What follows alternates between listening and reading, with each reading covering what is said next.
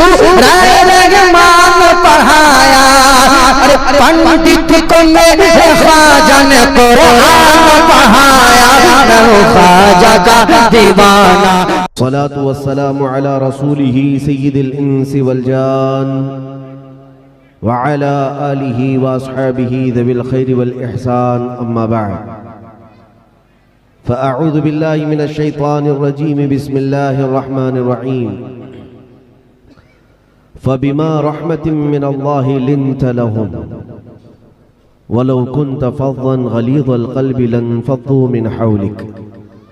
सदक़ल्लाहु मौलाना अज़ीम व बल्लगना रसूलुहु नबियुल अमीनुल मतीनुल मुख्तारुल करीम व नहनु अला ज़ालिका मिनश शाहिदीन वश्शाकिरीन वल्हम्दुलिल्लाहि रब्बिल आलमीन। बारगाह रिसालत मुआब सल्लल्लाहु अलैहि वसल्लम में दुरूद पाक का हदिया पेश करें। अल्लाहुम्मा सल्ली अला सय्यिदिना व मौलाना मुहम्मदिन मअदनिल जूदि वल करम व आलिहि व अस्हाबिहिल किराम व इब्निहिल करीम व बारिक व सल्लिम सलातन दाइमतन सरमदन अबदा। अल्लाह अज़्ज़ा व जल का फज़्ल व करम एहसान अज़ीम है कि मैं अपने घर से निकला हूँ तो खालिसतन इस नीयत के साथ कि जिस इलाके में जाएं मेरे मुस्तफ़ा करीम सल्लल्लाहु अलैहि वसल्लम की मोहब्बत की खुशबुएं फैला सकें। सुभान अल्लाह। मेरे अजीजों, उड़ीसा की सरजमीन का ये हमारा एक लंबा दौरा है। मुसलसल पिछले 3 दिन से सूबे उड़ीसा में ही मैं हूँ। हालात मालूम करना मेरी आदत है। यहाँ के जानकारों से और दीगर ज़राए से जो मालूम किया, पता चला कि उड़ीसा की सरजमीन पर मुसलमानों की तादाद बड़ी कलील है। यानी एक अंदाजे के मुताबिक 2.5% के आसपास है। 2.5% के आसपास पूरे सूबे में ये आबादी है। लेकिन मैं जिस इलाके से गुजर रहा हूँ देख रहा हूं 97.5% जो बाकी इतनी बड़ी तादाद, यानी 2.5% के अंदर 97.5% तो इश्क़ मुस्तफ़ा देखने को मिलता है। हमारे चैनल के साथ जुड़े रहने के लिए छोटी सी आबादी जिस इलाके से गुजरे, सच बताऊं मैं जिस मैदान में भी जाता हूँ खिताब के लिए जोश और वलवला देखता जरूर हर नौजवान से हमारे खिताब के बाद, लेकिन उड़ीसा का जवान और उड़ीसा का जोश एक अलग अंदाज का नजर आता है। उसकी वजह क्या है? मैंने महसूस किया कि इस उड़ीसा की सरजमीन पर वो माएँ हैं जो मुजाहिदे मिल्लत पैदा करती हैं। यकीनन उस मुजाहिदे दीनो मिल्लत का ये एहसान है इस सूबे उड़ीसा पर कि जो भी सुन्नियत यहाँ बाकी है ये गुनहगार तो है लेकिन अपने मुस्तफ़ा की गद्दार नहीं है। कुछ अमाल और अखलाक और किरदार में भटक तो सकते हैं लेकिन अपने नबी पाक पर जान देने के लिए हमा वक्त तैयार है। अल्लाह करीम ये जज्बा हमेशा सलामत रखे। आमीन आमीन। ऐ नौजवानों, तकरीरें आपने उलमा से सुन ली। मैं तकरीर करने का अहल भी नहीं हूँ और ना ही मैं कोई खतीब हूँ। नबी पाक सल्लल्लाहु तआला अलैहि वसल्लम की मोहब्बत से करीब करने के लिए जो अल्फाज हो सकते हैं या जो बातें हो सकती हैं वो मजमे में मैं बयान कर लेता हूँ। इतनी सी बात है, जिंदगी हमारी अमानत है हुजूर पाक के लिए। नबी पाक सल्लल्लाहु तआला अलैहि वसल्लम की अमानत है। अपनी बकिया जितनी जिंदगी है, आज हो सकता है कि कुछ लोग भटक गए हों, दुनिया के ऐश ने उन्हें अपने दामे फरेब में फंसा दिया हो, वो दुनिया की रंगीनियों को देख करके उसी को अपना मावा व मलजा समझ बैठे हो। लेकिन जिस दिन तुम्हें कोई एहसास दिलाने वाला आ जाए कि मेरे अजीज ये हकीकी जिंदगी नहीं है, ये वही दुनिया है जो शहद दिखाए जहर पिलाए, कातिल डाइन शोहर कुश।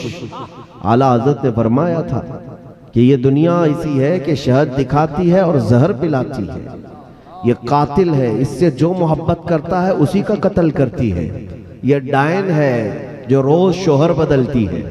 ये शोहर कुश है, यानी वो औरत की उस औरत की तरह जो अपने ही मर्द को कत्ल कर देती है।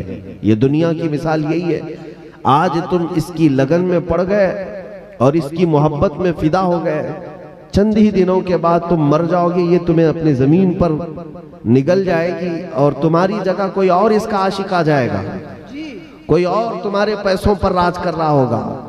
जो तुमने मेहनत पसीने से कमाए थे पैसे, उस पर कोई और राज कर रहा होगा। ये दुनिया की मिसाल है। तुम्हारे पास कुछ भी नहीं रखती, बल्कि ये रोज अपना शोहर बदलती है। इसीलिए फाजिल बरेलवी ने फरमाया था, इस मुर्दार पे क्या ललचाना, दुनिया देखी भाली है। और ए मुसलमानों, जब तुम्हें ये एहसास हो जाए कि ये हकीकी हमारी जिंदगी नहीं है, इस पर जो फिदा हुआ वो उस चूंटी की तरह है जो शहद के एक कतरे को चूसने के लिए उसके बीचों बीच चली गई और उसके सारे पैर हाथ उसमें चिपक गए। शहद के कतरे को चखने के लिए एक चूंटी आई, कभी इधर से चखा कभी उधर से चखा, और उसके बाद उसकी ख्वाहिश ये हुई कि बीचों बीच कतरे से हम शहद को टेस्ट करते हैं। चूंटी शहद के कतरे के ऊपर चढ़ गई, हाथ पैर सब उस पर चिपक गए और उसके शहद पर जाने की वजह से उसकी मौत वाक़ हो गई। मौलाना जलालुद्दीन रूमी फरमाते हैं, यही दुनियादार की मिसाल है। सोचता है कभी इधर से कमा लूं कभी उधर से कमा लूं, और कमाते कमाते बाद में ये ख्वाहिश आती है कि बड़े बड़े करोड़पति लोगों के घरों में कितने मजे होते हैं, मैं वैसा बंगला बना करके देख लूं, वैसी गाड़ियां लेकर के देख लूं, वैसी कुर्सियां हासिल करके देख लूं। इस होड़ में वो वहां तक पहुंच तो जाता है, लेकिन इसी दुनिया के बीचों बीच मलकुल मौत उसकी रूह कब्ज करके चले जाते हैं। इसीलिए मेरे अजीजों, फाजिल बरेलवी रदी अल्लाह ताला अन्हु ने हमें जीते जी ये सबक सिखाया था, ये हकीकी जिंदगी नहीं है तेरी, आज ले उनकी पनाह, आज मदद मांग उनसे, कल न मानेंगे क़यामत में अगर मान गया। हुजूर की बारगाह में अपना सब कुछ लुटा दे, यही असल जिंदगी है। आज अगर तुम पानी संदा में रह रहे हो सकता है तुम्हारा चेहरा देख करके कोई पहचानेगा कि ये फलां का बेटा है, फलां की बेटी है, फलां का भाई है, फलां की बहन है। तुम्हारे चेहरे से आज हो सकता है कोई पहचान ले। जिस दिन तुम्हारी रूह निकल जाए, तुम्हें कब्र के नीचे दबा करके दुनिया आ जाए, चंद महीने गुजरने दो, चंद साल बीत जाने दो, कब्र की तख्तियां भी बुझ जाती हैं, औलाद की जुबान से तुम्हारा नाम भी खत्म होने लग जाता है। लेकिन हमने कुछ ऐसे लोगों को देखा है जिनकी मौत वाक़ होकर 100 साल गुजर गए, 600 साल गुजर गए, 800 साल गुजर गए। हमारे मजमे में आला हजरत आज भी जिंदा है, हमारे मजमे में गरीब नवाज आज भी जिंदा है, हमारे मजमे में गौसे आजम आज भी जिंदा है। वजह क्या है? इसलिए कि उन्होंने अपनी जिंदगी को सिर्फ दुनिया तलबी के लिए नहीं और हवस के लिए नहीं, बल्कि अपनी पूरी जिंदगी इश्क़ मुस्तफा पर कुर्बान किया था। पता ये चला बेनिशानों का निशान मिटता नहीं, मिटते मिटते नाम हो ही जाएगा। इसलिए अगर जिंदगी का फलसफा समझना हो तो इतनी बात याद रख लो, इतनी बात याद रख लो, उनके अगर होकर रह गए, नबी पाक सल्लल्लाहु ताला अलैहि वसल्लम के लिए सब कुछ छोड़ करके आ गए, तो रब तबारक व ताला तुम्हें फिर मरने नहीं देता, तुम्हारे नाम को मरने नहीं देता। यह हमने देखा है तारीख में। आज मुझे बताओ, इन पाखंडियों को भोगते हुए आज सुन रहे हो। मैं हमारे शायर इस्लाम अभी वो गुनगुना रहे थे, लेकिन मुझे इस बात की खलिश थी कि ये मिंबर पाक उस नापाक के नाम लेने के लिए नहीं है। हाँ ठीक है, उसकी गुस्ताखियों के लिए आपने जो हिजू की, अल्लाह उसका अजर जरूर अता फरमाए, लेकिन नामों में भी इतनी कराहत है, इतनी खबासत है कि सुनने के बाद खाना अच्छा नहीं लगता। मैं आपसे ये कहता हूं, इन गुस्ताखाने रसूल को आज देख रहे हैं आप, भोंक रहे हैं, और इन्हें ऐसा लगता है कि हम भोंक भोंक करके उनकी शान को घटा लेंगे। इनसे बड़े और इनसे सड़े भी आए, लेकिन नबी पाक सल्लल्लाहु ताला अलैहि वसल्लम की शान में एक नुक्ता बराबर भी कमी न कर सके।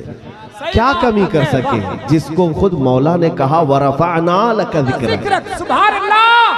ऐ रसूल, हमने आपके जिक्र को बुलंद कर दिया। जिंदाबाद। रहेगा यूं ही उनका चर्चा रहेगा, रहेगा यूं ही उनका चर्चा रहेगा।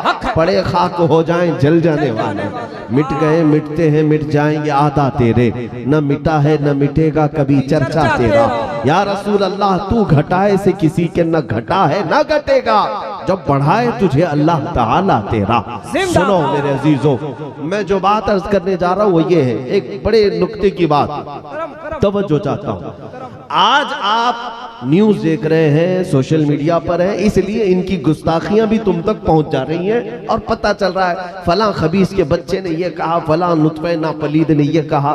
ये चंद दिनों की बात है, ये मौसमी कीड़े हैं और मौसम के खत्म होते ही इनकी मौत भी हो जाती, लेकिन इनकी गुस्ताखियां किसी को याद नहीं रहती।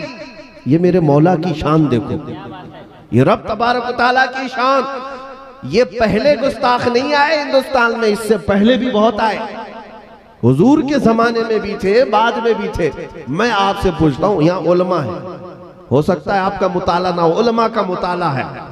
आप सब उलमा से कहता हूं, 14 सदियों में जिन गुस्ताखों ने हुजूर की शान में गुस्ताखियां की थी, नाम तो हो सकता है, लेकिन क्या गुस्ताखियां किए थे वो जरा लाकर के हमें बताओ। क्या क्या कहा था, कैसी गालियां दी थी, कौन से जुमले कहे थे, कहीं नहीं मिलेंगे। इतना मालूम है कि अबू जहल गालियां देता था, लेकिन क्या कहता था नहीं महफूज।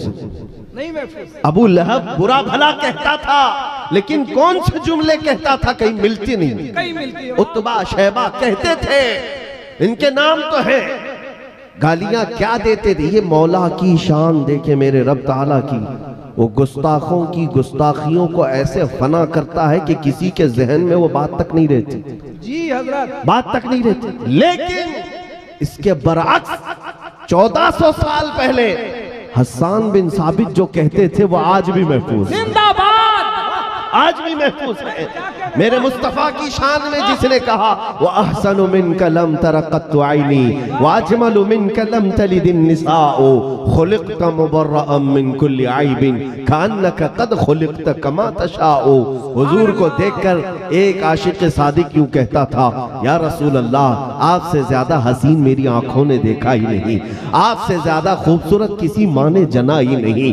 अल्लाह ताला ने आपको अपनी मर्जी के मुताबिक हर ऐब से पाक पैदा किया है। जिन्होंने हुजूर की शान में अशार लिखे थे, उनका नाम भी जिंदा है, अशार भी जिंदा है। गुस्ताखों की गुस्ताखियां नहीं जिंदा है।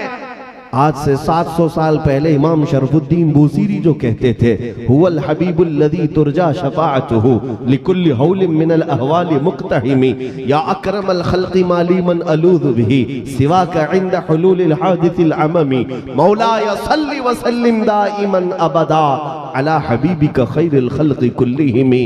ये आज एक एक शेर महफूज है, एक एक बैत महफूज है। 170 अशार हुजूर की शान में पढ़े गए, वो सब महफूज है। इतना ही नहीं, कायनात में जहां जहां से मेरे नबी को जिस जिस जुबान में पुकारा गया है, वो सब शान जो जो बयान किए सब महफूज है। लेकिन गुस्ताखों की गुस्ताखियां महफूज नहीं रहेंगी। इसीलिए एक बात मैं आज उड़ीसा की सरजमीन पर दे जाता हूं। आज हो सकता है कुछ लोग मुझे इस बात का डर सुनाते हैं कि आप हर जगह जाकर इनकी आंखों में आंखें डालकर बात करने की बात करते हैं। 2.5% है, 97.5% कोई और है, और ऐसे इलाकों में आप इनकी आंखों में आंखें डालकर बात करते हैं। फांसी पर चढ़ जाओगे, जेल के पीछे चले जाओगे, कत्ल कर दिए जाओगे, मर्डर कर दिए जाओगे। लेकिन जितने भी प्लान करते हो, उन सब से मैं एक बात जरूर कहूंगा, तुम मुझे मार तो सकते हो, अब इसके बाद मुर्दा कभी नहीं कर सकोगे। जिंदाबाद, इसलिए तकबीर, नारे रिसालत, फैज़ाने आला हज़रत, महफ़िले मसलके आला हज़रत। अब ये बात सिर्फ ये हलक की नलियों से निकलने वाली आवाज नहीं, ये जो आवाज है ये मेरे मुस्तफा की शान है। नबी पाक सल्लल्लाहु ताला अलैहि वसल्लम के मुतालिक जो भी उनकी इज्जत के मुतालिक बात करेगा, अल्लाह तबारक व ताला उसकी आवाज को महफूज रखता है, उसकी लिखी हुई तहरीरें महफूज होती हैं। अज़ीज़ान गिराम वक़ार, मैं उलमा से भी और आप से भी कहता हूं, अब डरने की जरूरत नहीं, खौफ करने की जरूरत नहीं। जिसके सीने में मेरे मुस्तफ़ा करीम पर ईमान हो और मोहब्बत हो, फिर वो किसी बात से डरता भी नहीं, खौफ नहीं खाता। अभी आप सुन रहे थे कि नबी पाक सल्लल्लाहु ताला अलैहि वसल्लम की मोहब्बत की बात आए, नामों से रिसालत पर हमले हो तो आग में कूदने के लिए हम तैयार हैं। मैं ये कहता हूं, ये सिर्फ मेरा हिस्सा नहीं, हर मुसलमान माँ अपने बच्चे को ऐसी तरबियत दे कि नबी पाक सल्लल्लाहु ताला अलैहि वसल्लम की इज्जत पर आंच आए तो तलवारें क्या है, तेग क्या है, तोप क्या है, आग के मैदान में तैरना नहीं, हम तैरना भी जानते हैं। इतनी तरबियत जरूर हो, इतनी तरबियत जरूर हो ऐ मेरे अजीजों। इसीलिए इकबाल ने कहा था कि हमारी तारीख तो ये है कि टल न सकते थे जंग में अगर अड़ जाते थे, पांव शेरों के भी मैदान से उखड़ जाते थे। या रसूल अल्लाह, तुझसे सरकश हुआ कोई तो बिगड़ जाते थे।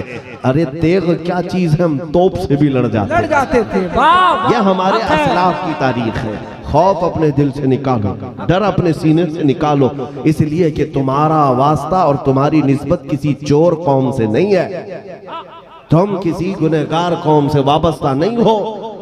बुलंद सर के साथ और फख्र के साथ ये कहो, अल्हम्दुलिल्लाह गुलाम मुस्तफा हो। नबी पाक सल्लल्लाहु ताला अलैहि वसल्लम की गुलामी से ज्यादा फख्र की कौन सी चीज हो सकती है दुनिया में। उमर इब्न खत्ताब रज़ी अल्लाह ताला अन्हु जो 36 लाख स्क्वायर किलोमीटर पर तन्हा हुकूमत करते थे, जब आपकी लोग शान बयान करते हुए अमीरुल मोमिनीन कहने लगे, आपने कहा है लोगों सुनो, अमीरुल मोमिनीन उनका रोबो दबदबा ऐसा था कि कैसर और किसरा कांपते थे। जिनके पास लाखों की फौज थी वो उमर इब्ने खत्ताब से डरते थे। हजरत उमर इब्ने खत्ताब ने लोगों से कहा, आज तुम जो देख रहे हो इतनी बड़ी जो हुकूमत कर रहा है उमर, वो इसलिए नहीं कि खत्ताब का बेटा उमर है, इसलिए कि मोहम्मद का गुलाम उमर सल्लल्लाहु अलैहि वसल्लम। हुजूर की गुलामी में फख्र करना ये हमें सहाबा ने सिखाया। तुम आज अहरे गैरे पर फख्र मत करो कि मेरा ताल्लुक फलां पार्टी से है, फलां नेता से है, मेरा ताल्लुक फलां रईस ज़ादे से है, बादशाह ज़ादे से है, मैं बड़े घर का मालिक हूँ, मेरी इतनी जायदादें हैं, इतना साजो सामान है। ये फानी चीजों पर फख्र करना छोड़ दो। तुम्हारे पास फख्र करने की अगर कोई चीज है तो मेरे अजीजों वो सिर्फ और सिर्फ मोहब्बत मुस्तफ़ा है। मैं इसीलिए कहता हूँ इस कौम के पास सारी चीजें भी लुट जाएं, अगर सीने में मोहब्बत मुस्तफ़ा बाकी है तो मैं समझता हूं कि ये दुनिया को फिर से ज़ेरो ज़बर कर सकती है, इनकलाब ला सकती है। आओ मैंने आयत करीमा जो पढ़ी उस पर मैं थोड़ी सी बातें अर्ज करना चाहूंगा। आज हालात के तौर पर मैं ये जरूर आपको गुजारिश करूंगा, मेरा मसलक, मेरा मजहब, मेरा रास्ता वही है जो इमाम अहले सुन्नत फाजिल बरेलवी रज़ी अल्लाह ताला अन्हु ने जिंदगी भर हमें सिखाया है। जिंदगी भर सिखाया क्या? उन्हें जाना, उन्हें माना, न रखा गैर से काम। लिल्लाहिल हम्द मैं दुनिया से मुसलमान गया।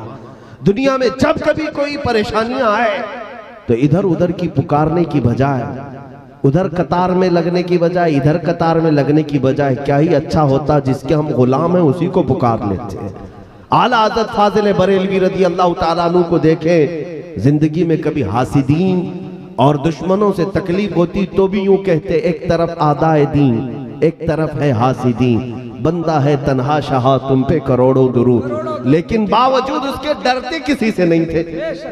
आला हज़रत को डर किसी बात का नहीं था, इसीलिए तो फख्र के साथ ये कहते थे, ये रजा के नेज़े की मार है कि आदू के सीने में खार है, किसे चारा जोई का वार है कि ये वार वार से पार है। और फिर अपने कलम की तारीफ में भी कहते थे, किलके रजा है खंजरे खूखार बर्कबार। कोई इतनी बड़ी बात नहीं कह सकता। एक कलम को आला हज़रत क्या क्या कह रहे हैं पता है? किलके रजा, रजा का कलम है, खंजरे खूखार बर्कबार, जिसका मतलब होता है खंजर तो जानते हैं, खंजर तो जानते हैं तलवार है, लेकिन कैसी तलवार है? खून पीने वाली। खंजरे खूखार है, खून पीने वाली तलवार है रजा का कलम, लेकिन जब चलता है तो कैसे बर्कबार, जैसे बिजलियां कड़कती है किसी पर, इस तरह से रजा का कलम है। तो कलम की तारीफ में आला हज़रत ये कह रहे, क्यों?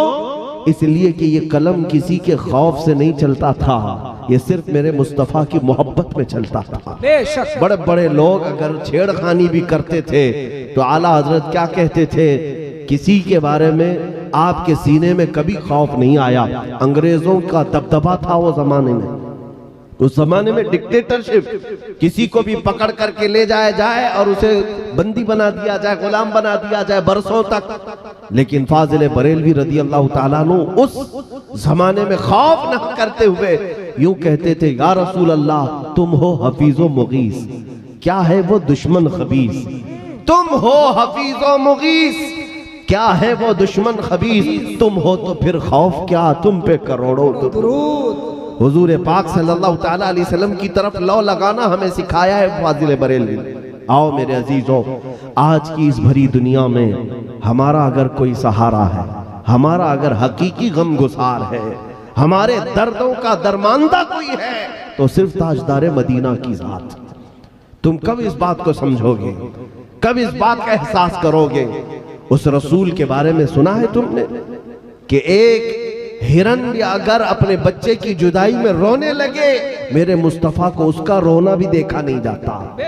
वो रसूल पाक सल्लल्लाहु ताला अलैहि वसल्लम की सिफत कुरान बयान कर रहा है कि ये मेरा रसूल निहायत नरम दिल है।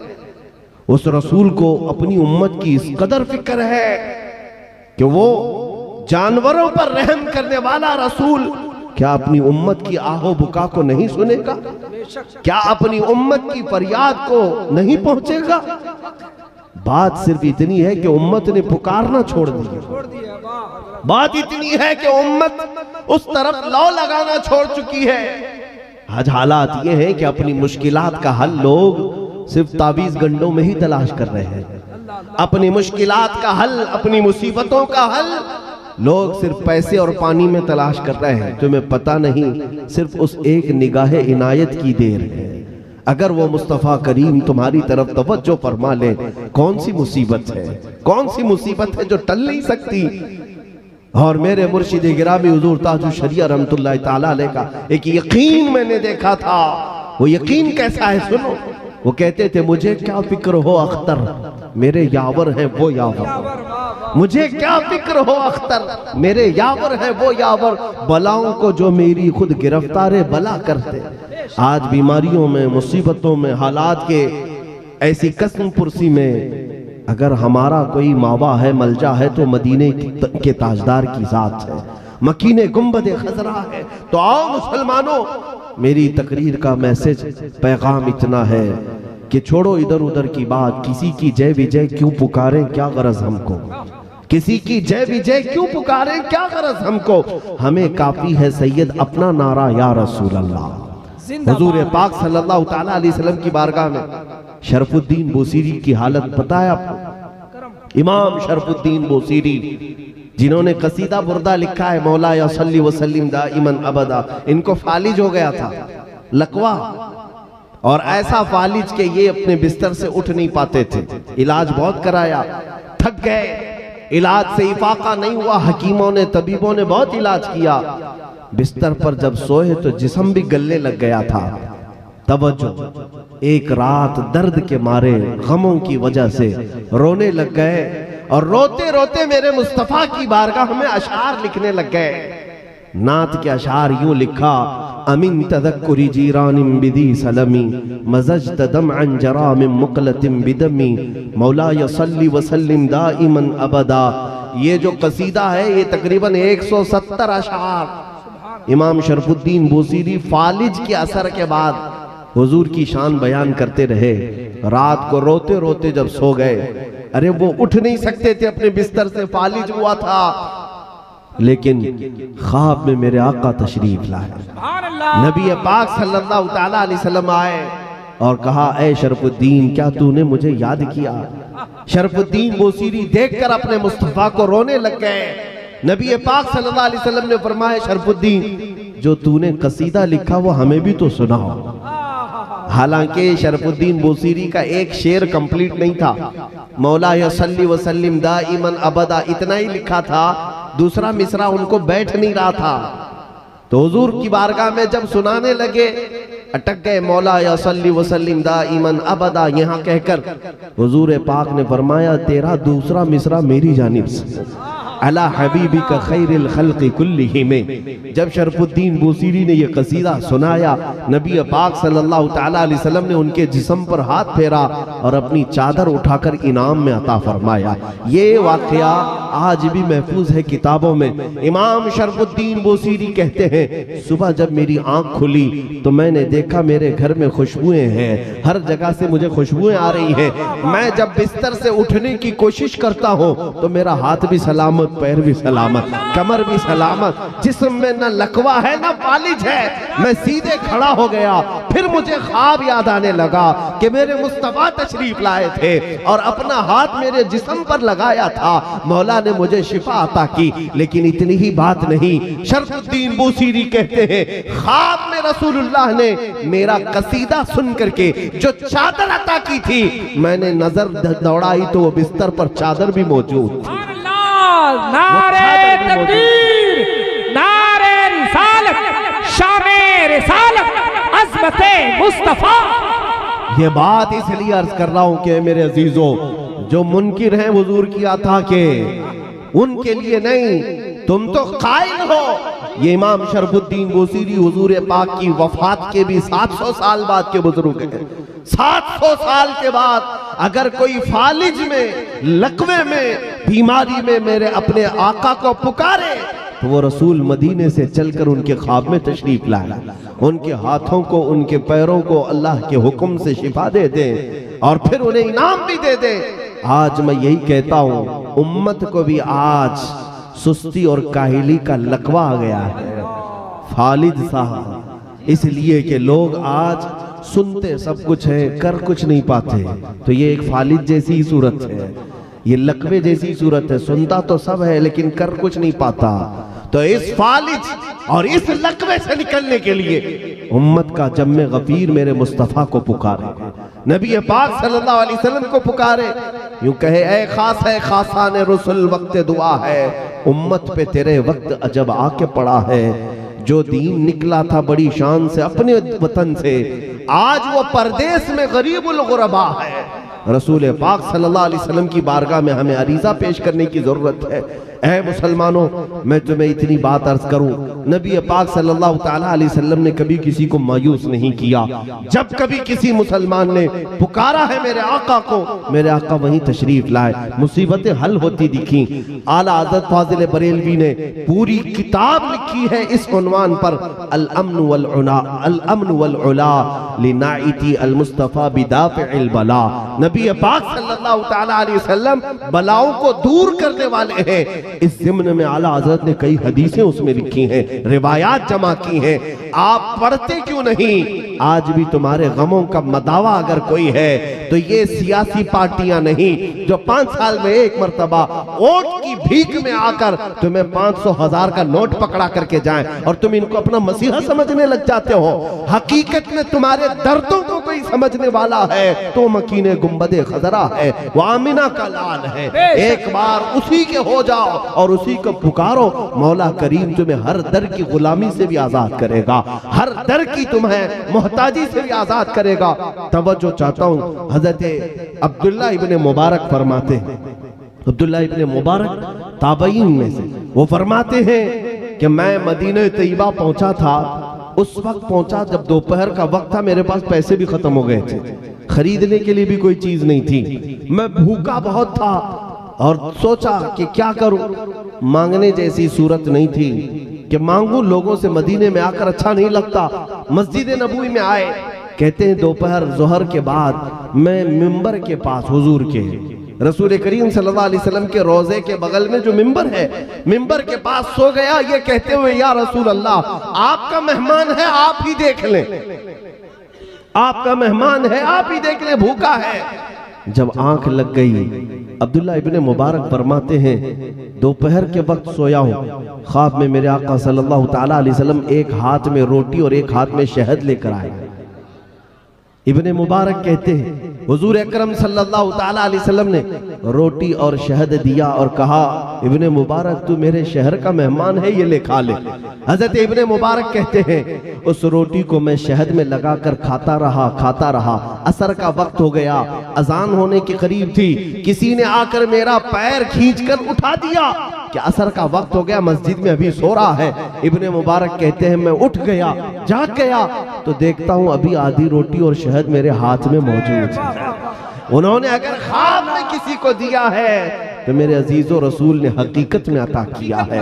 आज भी अगर मुस्तफ़ा करीम सल्लल्लाहु ताला अलैहि वसल्लम किसी को अता करे तो हकीकत में अता करते हैं। इसीलिए उनके दर के होकर रहो, उनके दरबार की तरफ लो लगाओ। एक गरीब के मुताल्लिक लिखा है बड़ी किताबों में, एक फकीर आदमी, मुफलिस आदमी ऐसा था जो कर्जों में दबा हुआ था। काजी के पास कर्जदारों ने मुकदमा किया, कहा कि हमारे कर्जे लिया है, पैसे वापस नहीं लौटाता, इसको सजा दी जाए। काजी ने बुलाया और कहा कि तू इनके कर्जे क्यों नहीं देता? तो उसने कहा मेरे पास कुछ भी पैसे नहीं है, बीवी बच्चे हैं, छोटे बच्चे हैं, लेकिन अब कर्ज अदा करने के लिए कोई चीज नहीं रह गई। काजी ने कहा 3 दिन का टाइम देता हूं, अगर नहीं अदा करेगा तो जेल में डाल दूंगा, कहीं से भी इंतजाम कर। वो रोता हुआ बाहर निकला, एक बुजुर्ग से मुलाकात हुई। उन्होंने पूछा क्यों रो रहा है? कहा ऐसी हालात आ गए कि कर्जे में फंस गया हूं, काजी साहब ने मुझे 3 दिन का टाइम दिया है, नहीं अदा करूंगा तो जेल में चला जाऊंगा। तो उस बुजुर्ग ने कहा रोने की बात नहीं, जा आज की रात हुजूर पर कसरत से दुरूद पढ़, सुभान अल्लाह, और अपने नबी को सुना जो कुछ भी तेरे हालात है। वो कहता है मैं आया रात को और गमों का बोझ था, इसलिए कि कहीं से कोई तिनका भी नहीं मिल रहा था, हाथ पैर बहुत मार लिए थे। रोते रोते दुरूद पढ़ते पढ़ते सो गया, मेरा बिस्तर भी आंसुओं से भीग गया था।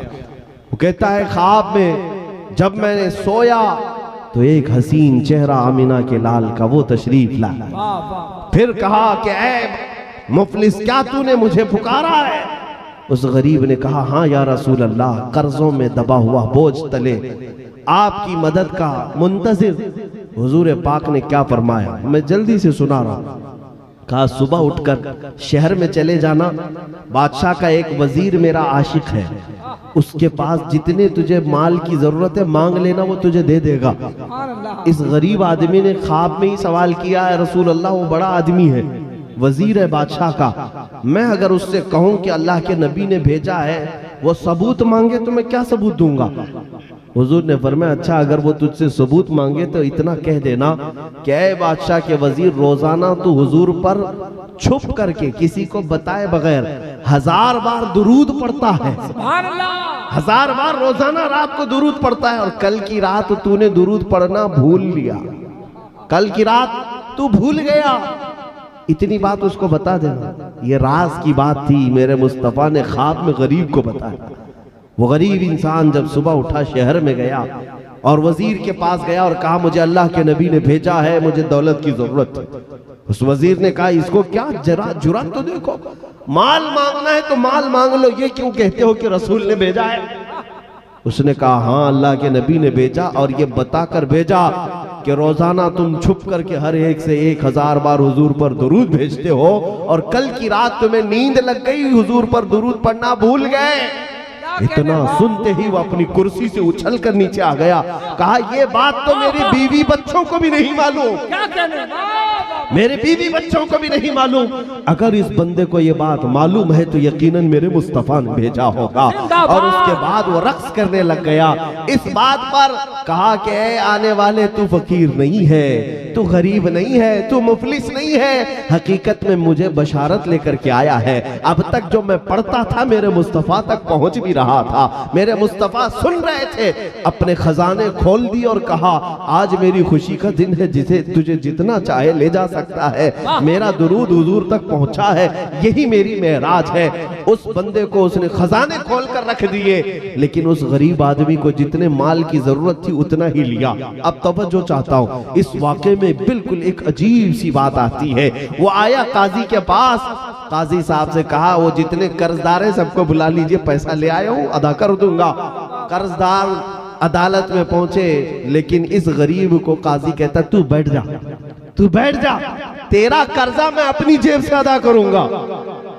ये क्या बात है? कल तो धमकी थी और आज अपनी जेब से अदा करने की बात।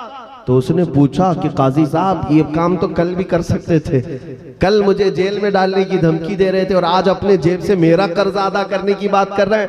काजी साहब कहते हैं, ऐ गरीब आदमी, कल मैं तुझे पहचानता नहीं था, कल तक मैं तुझे जानता नहीं था। मैं फैसला सुनाकर घर गया, रात में ख्वाब में मैंने अपने नबी पाक को देखा। रसूल पाक तेरी तरफ इशारा करके मुझे बता रहे थे, ए काजी, अगर तूने अपनी दुनियावी दौलत से मेरे इस गरीब उम्मती की मदद कर दी तो मैं कल तुझे हौज़े कौसर से पानी पिलाऊंगा, मैं तुझे जन्नत में महल दूंगा। काजी कहता, इतना बड़ा सौदा मैं ऐसे ही हाथों जाने नहीं दूंगा, तू बैठ जा, तेरा कर्जा मैं अपने जेब से अदा करूंगा, जितना भी है बता दिया जाए। कर्जदार ये मामला देख रहे थे, जिन्होंने कर्जा दिया था इस गरीब को, सब अपने अपने जलसे से खड़े हो गए। कहा, काजी साहब रहने दीजिए, ना इससे हमें कर्जा वापस चाहिए ना आपकी जेब से चाहिए, इसलिए कि हम भी इसे नहीं जानते थे। आपने अगर ये बताया कि नबी पाक ने इसकी मदद करने का इशारा आपको दिया है, हम इसे माफ करते हैं इस उम्मीद में कि इसकी मदद की बदौलत मेरे मुस्तफा का दीदार तो हो जाए, नबी पाक हमें भी अपने दीदार से मुशर्रफ करे। सबों ने माफ किया। ये गरीब आदमी पैसों की थैलियां उठाकर खुशी खुशी झूमते हुए अपने घर आ रहा था। शायद वो अपनी जुबान से ये कह रहा था, इतना दिया सरकार ने मुझको जितनी मेरी औकात नहीं, ये तो उनका करम है, वरना मुझ में तो ऐसी बात नहीं। मेरे करीम से अगर कतरा किसी ने मांगा, मेरे करीम से अगर कतरा किसी ने मांगा, दरिया बहा दिए हैं, दुर्बे बहा दिए। नारे तकबीर, नारे रिसालत, दरबारे मुस्तफा, शाने रिसालत, अल्लामा सलमान साहब। बस खुलासा यही है कि आप नबी पाक सल्लल्लाहु ताला अलैहि वसल्लम की तरफ लौ लगाएं। औरतें हों, बच्चे हों, जवान हों, बूढ़े हों, बैठते उठते मदद के वास्ते हुजूर पाक सल्लल्लाहु ताला अलैहि वसल्लम को पुकारा करें और उनके होकर रह जाएं, फिर अल्लाह ताला दुनिया की मोहताजी से भी बचा लेता है।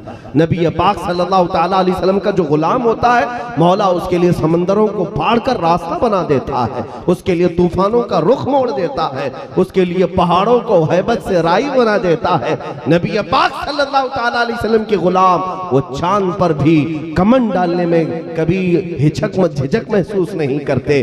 अजीज़ान गिरामी, आज मैं इतनी बात कहकर अब अपनी गुफ्तगू को समेटता हूँ। नौजवानों, तुम्हें पता है नबी पाक सल्लल्लाहु ताला अलैहि वसल्लम की जब आखिरी जिंदगी पाक थी, जाहिरी दुनिया में रूह कब्ज करने के लिए जो मलकुल मौत आया, उससे हुजूर ने क्या पूछा था पता है?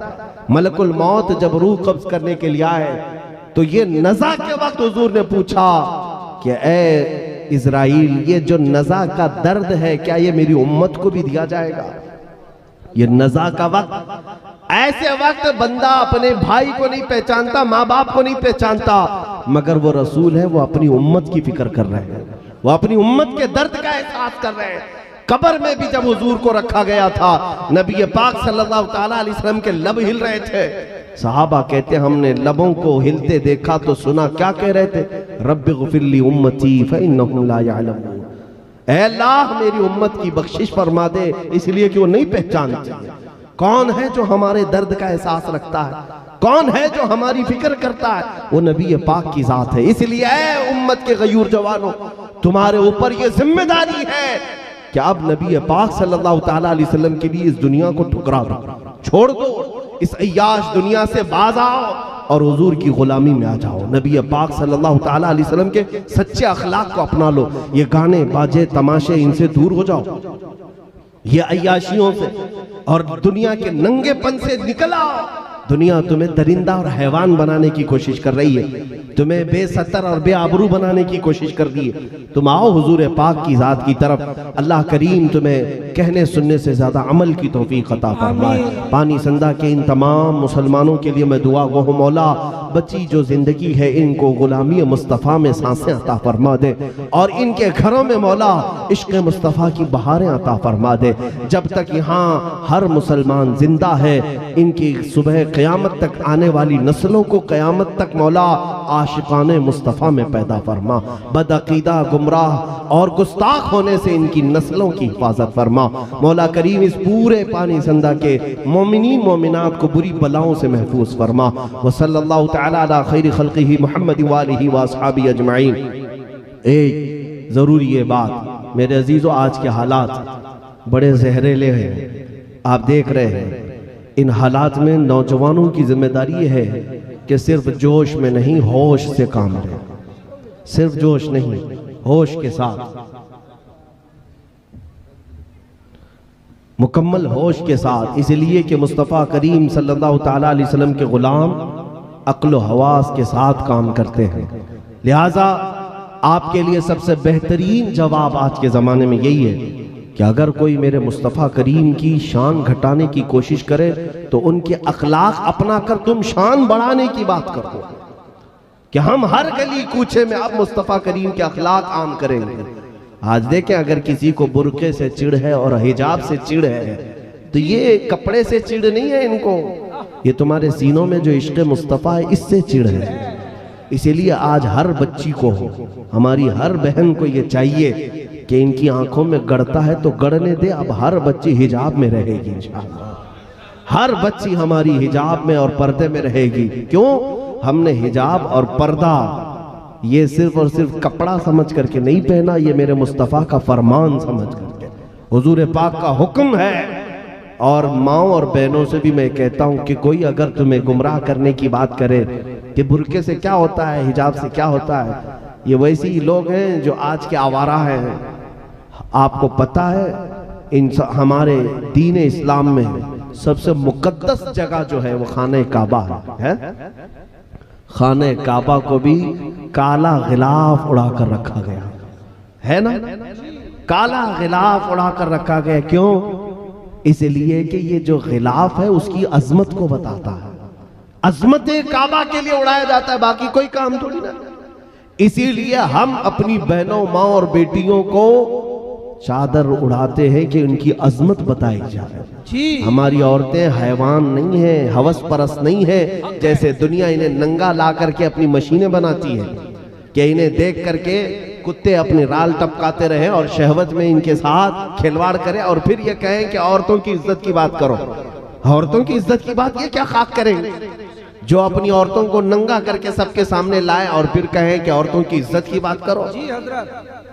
अल्हम्दुलिल्लाह इस्लाम है जो अपनी माओ और बहनों और बच्चियों की इज्जत की भी हिफाजत करता है, बल्कि हर जवान को हुक्म भी ये देता है कि तुम अपनी आंखें नीची रखो। किसी और की घर की इज्जत को उछालना इस्लाम ने सिखाया नहीं। आज के इन हालात में मुसलमानों, हुजूर पाक के अखलाक की तरफ आ जाओ। अल्लाह ताला तुम्हें खूब कामयाबी और कामरानी अता फरमाए।